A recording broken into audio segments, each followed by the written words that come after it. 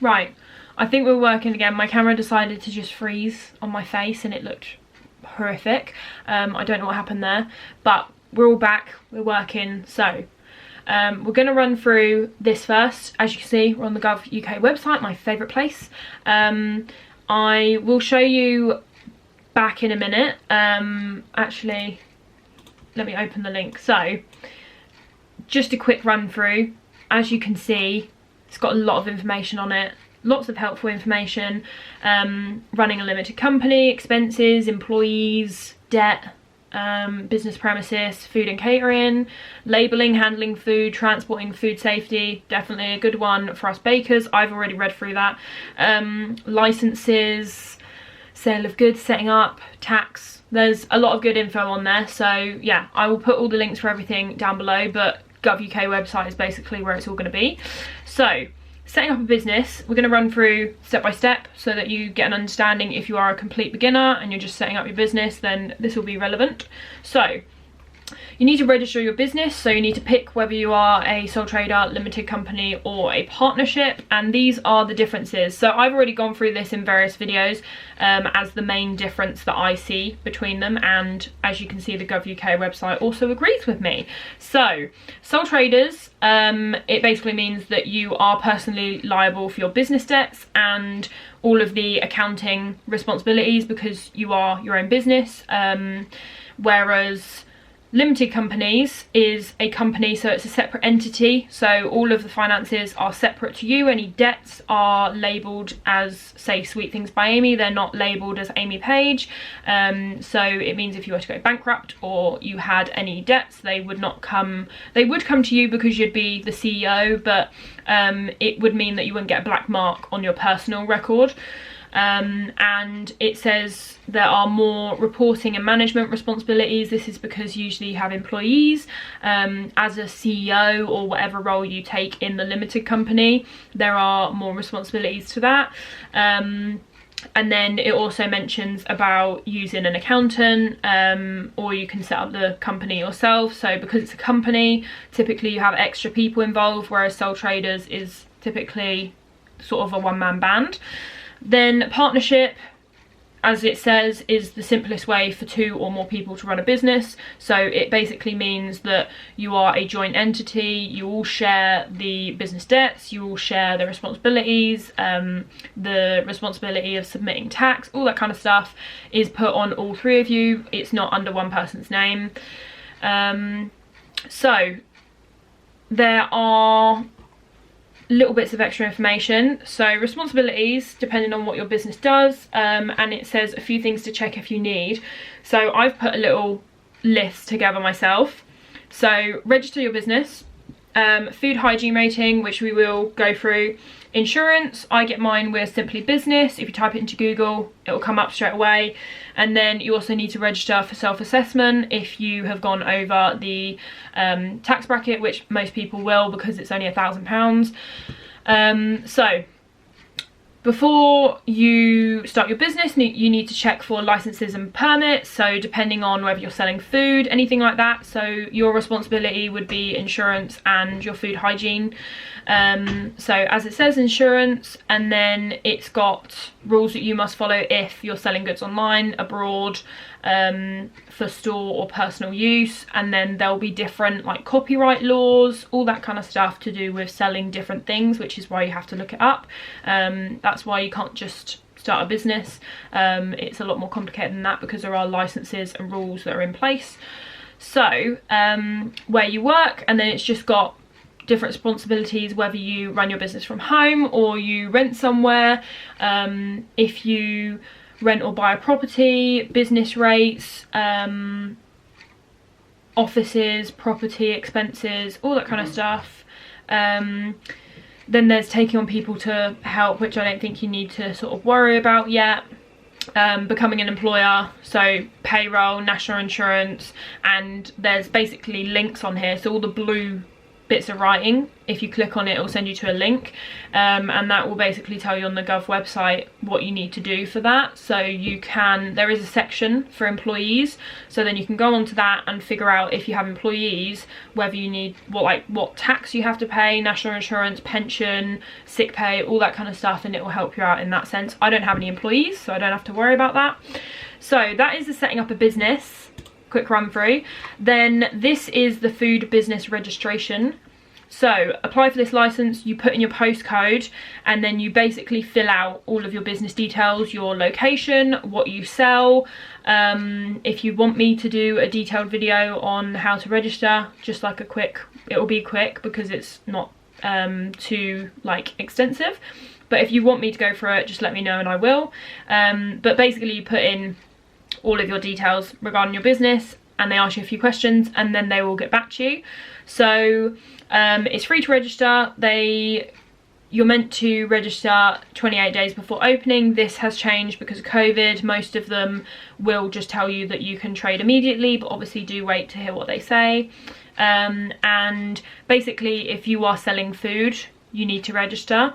A lot of people say, do I need to register because I'm doing it as a hobby? But the simplest way to think about it is, if you earn any money from selling baked goods or food or whatever it is that you're selling in relation to food, restaurant, cafe, that kind of thing, if you earn any money from it, more than your ingredient cost, then you need to register, because then it is classed as business. If it was a hobby, you'd be doing it for free. You will not be earning money from it. It's like anything. Like if I did a hobby in, I don't know, painting, then it wouldn't be a hobby if I was selling the paintings for £50. So yeah, that's the simplest way to think about it. You need to register, and it's also to make sure that the people that you're selling to are getting it from a good place, because you need to think of it from the customer's point of view. I go on about this all the time, and I'm probably a broken record and you're probably tired of it, but if you think about it, would you order from anywhere that doesn't have a food rating? Probably not, because you don't know if it could be made in their garden. It could be made in a really like not clean house. They could be not following regulations. Like there's so many different things. So just think about it from the customer's perspective. They obviously want to know that it's coming from a clean premises, which is following all the right rules. So that's why you should register for your food hygiene. And also it's really quick, easy, don't be scared about the inspection. I have videos on it, so go and check those out. Anyway, so that is that. I'll put the link for that in case anyone wants to register. So running a business, working for yourself, this is kind of like a tick list. So check if being self-employed is right for you, what you need to, whether you're going to be self-employed, limited company, partnership. Then you need to choose your name, check your name, make sure that you go on Facebook, have a little look around, check that no one's already got your name. I did a brief check and I didn't find anyone, but then as soon as I registered, I found someone, and theirs is actually Sweet Things by Amy on Facebook. So on Facebook, I have to be Sweet Things by Amy page because they've already got my name, and so many people get it confused. But most of the time now, I give people a link rather than a name, because otherwise they won't find me. But yeah, so make sure you check the name. And also, I'd recommend coming up with something a bit more different. I will be honest, mine is very standard. I kind of wish that I came up with something a bit more different, but at least it has a ring to it. I feel like it's got a bit more of a ring to it than some, so hopefully it's good enough. And then, so check your name, check what records you need to keep. So whether it's tax, like obviously for bakers, we have a lot of paperwork which we have to keep, so make sure that you're keeping all of that. And then you register for tax / self-assessment, which brings us to where we are. So this is the tick list that I was just reading through. So this brings us up to speed now. So setting up as a sole trader, I'm a sole trader, which is why I'm showing you this. So when you need to set up as a sole trader, so this basically just confirms as to whether you need to register for self-assessment or not. So you earn more than £1,000 from self-employment between April and April, depending what year it's in relation to. I earned more than £1,000, so I need to obviously register. You can either register like in the middle of the year, or you can do what I did, where I registered at the end of my first year. You have to register by October of your second year. So I had to register by last October because that would have been my second year. Otherwise they may fine you, so make sure you do that. That's like an absolute latest date, is the October. I think they're doing that every year because of COVID. It's slightly delayed. So, and then there's two others which are not applicable to me, but so if you need to prove that you're self-employed, then you will have to register, because if you need to prove it for some kind of so it's got an example of tax-free childcare, any type of like benefit that you might need to prove it for, then obviously you would set up as a sole trader and then you'd have that proof, because you'd get your unique taxpayer number and all of that. And the same with like class 2 national insurance payments. I'm not sure what they are, but basically any type of like extra income that you might need to prove that you're self-employed for. How to set up as a sole trader. So register for self-assessment, which is what we are going to be doing. And then your responsibilities to keep records of your business sales and expenses, so keep receipts of everything that you buy. Obviously your bank statement also acts as a receipt, so like if I go to Tesco's, I've got that like payment on my bank, and then I can match up my receipts to that payment. And then your sales is obviously any order logs, any emails of confirmations, invoices. You can obviously keep all of those to then match up to your total. Send a self-assessment tax return each year, pay income tax on your profits, and class 2 national insurance and class 4. And then I need to actually figure that out because I don't currently do that, but someone actually mentioned it to me the other day, so I need to check whether I need to do that because I'm not sure. So this, I actually mentioned this in another video about VAT, but you only need to register for VAT if your turnover is over 85,000 a year. Mine is not. So yeah, don't need to worry about that. And obviously VAT is just an extra cost, so if you register and you're under 85, then you're going to be paying more, which you don't need to pay. Then it talks about naming your business, and that's pretty much it. So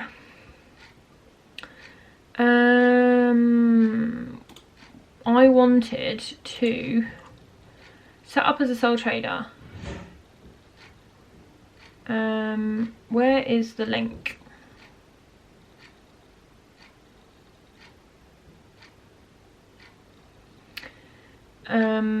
Let me just have a little look through. Okay, here we go. This is what I wanted. So register for self-assessment. This is where I went. In order to set up the business, I did that through the food hygiene, which is this food business registration. So that's where I actually registered the business. And then this is how you register for self-assessment. So it says that you register. I think I mentioned this in my most recent tax video, but you register through here. If you haven't filled out a tax return before, you receive a letter within 10 days with your unique taxpayer ID. I received mine 3.5 months later, so don't be alarmed. And then you'll receive a reminder telling you when you need to submit your tax return, which again I received in January rather than maybe like October. So yeah, it was all very late. So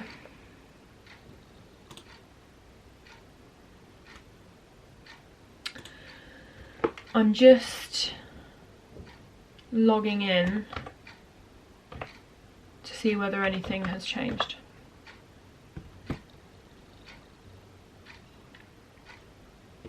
Okay, so nothing's changed on that front, so that brings us up to speed.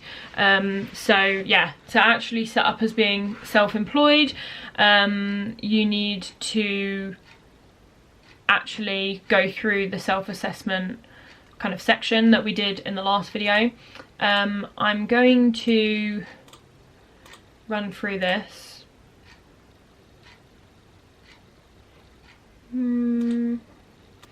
Okay, here we go. I've managed to get to the point which I was trying to get to. So this is how you say whether you are a sole trader, limited company, all of that. So you register as a food business. So I went on the Gov website and then it redirected me. So it depends on what your council is. So you want to go to your council, mine is Aylesbury Vale, and then it says apply to register a food business. So you click on that. Then it brings you to a version of the Gov website. It doesn't say Gov UK, well it does in the title up there, but it doesn't have a big logo, and that's because it's like a behind the scenes part. And then it tells you that you're Buckinghamshire Council. Then you begin registration. I operate as a sole trader, I operate as a partnership, or I am a limited company. So you click sole trader. First and middle names, Amy, Victoria, nothing personal here. Then you do your address, your phone number and email, your trading name, so what your business is called. So where is this establishment located? In a mobile or movable premises, in a home or domestic premises, which is us. The establishment's postcode, then you find the address again. Then your phone number and email again.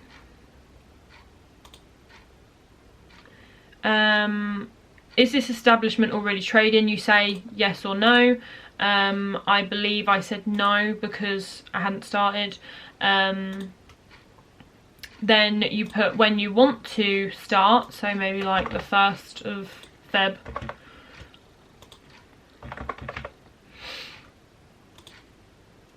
What days will this establishment be open, producing or serving food? I put every day, I believe, because I wasn't sure. Then you put your opening hours. Okay, 9 to 3, just as a ballpark figure. So I'm just going to copy.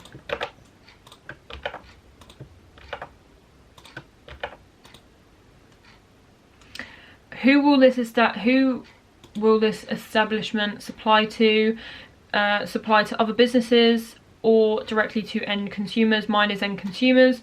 If you supply to other businesses, there's different regulations on allergens and labelling and all of that. What kind of food business are you? Cafe, food delivery, meat production, commercial bakery. I did home bakery, home caterer, something along those lines. Import or export outside the UK? No. What type of water supply does this establishment have? Mains water supply, which I think is what mine is. I can't remember what I put. Other details, and then you just check your details, and then that's it. I'm not going to press continue because I don't want to submit it, because I don't want to get a phone call saying you've registered another food business. But that is all the details. And then I believe that's the last question. So yeah, that is how you register your food business. So that is everything that I was going to go over in this video. So I'm hoping that covered everything. So that is how to register as a sole trader. So there isn't, I forgot how to do it, so I'm sorry if this was a bit messy. I'm hoping you got to this point. But basically you have to register as a food business, and then they ask you whether you're a sole trader, all of that. And then when you register for tax, you get your unique taxpayer ID and your login, and when you register for that they ask you if you're a sole trader, so then that will match up. So yeah, I'm hoping that explained it well. So yes, if you have any questions, as usual, put them down below. If you have any more topics relating to tax that you want me to make sure that I cover, then again, let me know down below, because I am doing can't speak. I'm doing lots of tax videos this month, so it means that I should be covering everything that you need to know, but if there's anything specific that you need to know regarding tax, then do let me know. So yeah, the next video next week will be QuickBooks, but then the one after that will be the paper return. I will run through the online one to see if there's any difference, but I wanted to show you the paper one because obviously if people decide they want to do it via paper opposed to online, if people aren't that savvy with computers, then I want to be able to go through that as well. So and also just show you what it looks like, because it can be very daunting. I looked at it and honestly I've spent the past like 5 days looking at it, not actually doing anything to it, and now I understand why everyone's been going crazy asking me for tax videos, because it's honestly baffling.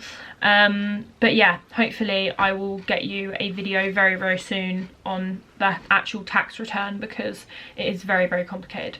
But yeah, hope you enjoyed, hope that was useful, and I will see you in my next video. Bye.